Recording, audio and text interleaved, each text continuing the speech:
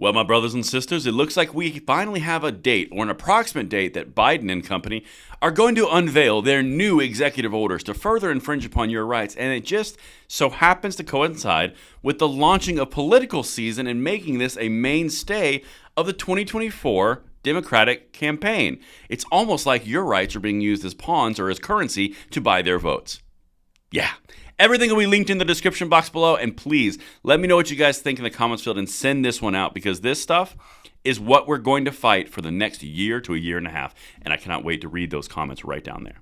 Now, of course, make sure you like the video, subscribe to the channel, and turn the notification bell on, and particularly, make sure you weren't unsubscribed. We're having some serious shenanigans going on with YouTube on the back end right now, so just do me a favor and check that your subscription is still valid. I appreciate it so much, but now, my brothers and sisters, let's get into this, because I am back in the studio, and we have got some freedom to distribute. Check this out.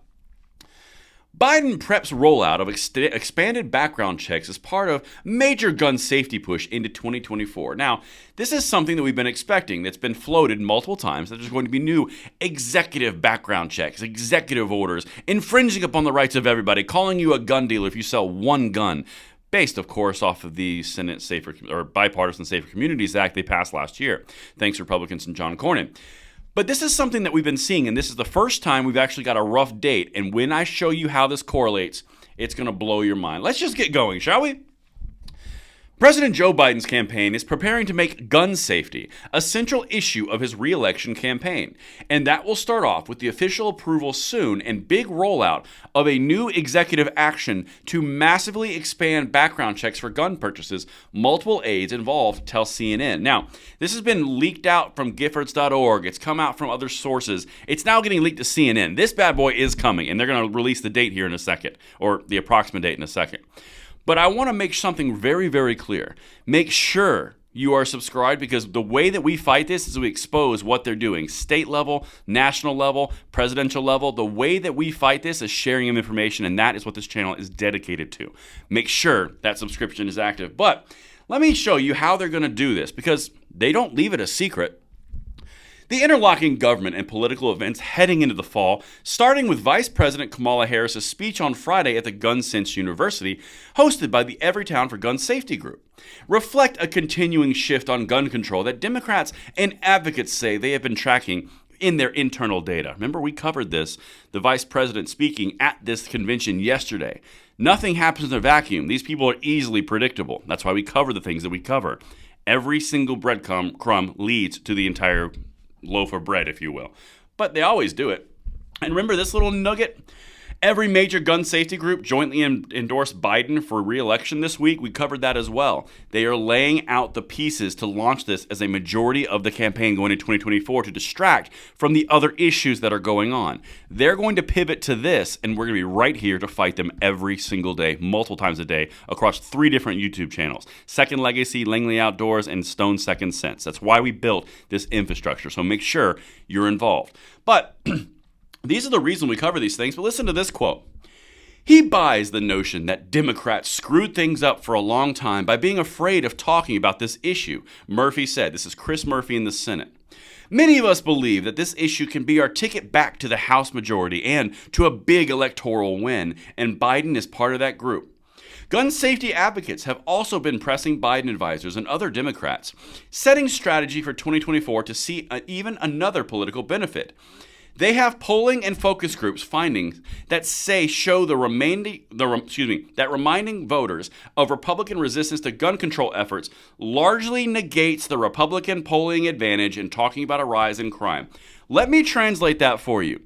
They are going to use gun control to obfuscate from the idea that crime is bad. They're going to say, look, guns, it's all guns' fault. Don't look at crime. And they're going to try to offset the Republican advantage in crime because it's all Democrats' fault, a majority of it. And they're going to say, guns are worse. It's not our fault. Don't look over here. Look over here. Look at the inanimate object. Don't look at our politics and our behaviors and everything from policy-wise. No, look at the inanimate object. That's what they just said to CNN. Let's continue. I've got some more things that are going to blow your mind. Here's the date we're talking about. The expected post-Labor Day event White House officials are planning for Biden to officially unveil the rule will be part of an ongoing series. Supportive state legislators will continue to be brought together at the White House, and whether in Washington or out on the road, Biden will be highlighting new gun laws passed on the state level. Other events are being planned to talk up the effects just now being felt as elements from last year's bipartisan gun law and previous bills he signed that are starting to be implemented. They are drawing battle plans to make this all about gun control or gun safety. That's what they're going to do because they don't have anything else to hang their hat on. They are going to make this a main thing, and we're going to be right here every single day because we've covered every single piece of this for the last 2 years. We are primed, we are ready, and we will defeat them. But now, let me show you their backup plan. They're actually saying this out loud. Justices have already set the stage for what could be a much bigger move, though, with advocates on both sides of the gun debate preparing for the Supreme Court to rule next spring in the United States versus Rahimi, a case that could strike down the government's ability to block people convicted of domestic violence from buying guns. They weren't convicted of domestic violence. That's incorrect. It's actually a domestic restraining order. No conviction whatsoever. That was the whole point. That's why it was ruled unconstitutional. Not because it was convictions, because it was not convictions. Anyway, if that provision is stripped, as many expect, Democrats involved with the planning tell CNN that they are already preparing to cast that as yet another threat to the safety of women, citing figures such as women are more likely to be killed in domestic violence incidents when guns are involved. Let me break down what they just said.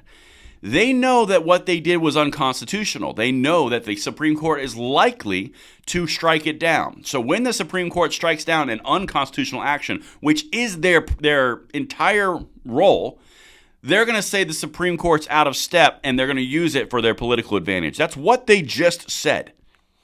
These people have no bounds. And just as a little garnish and cherry on top here, all those of you who remember the fact that the gun lobby buys politicians and owns Washington, remember that whole talking point? Well, the Michael Bloomberg-backed group spent $55 million on gun safety supporting candidates, at this point almost exclusively Democrats, for a variety of offices in the 2020 cycle. And Feinblatt said to expect more heavy spending in 2024. He's the president of Everytown for Gun Safety. So the same people who are telling you and everyone out there that the gun lobby controls Washington with dark pools of money just spent $55 million in 2020. Just want to leave that there for you guys. Let me know what you think in the comments below. Let me hear if I landed this plane, if you are with me for the long haul, and I will see you on the next one. I'm Braden. See you later.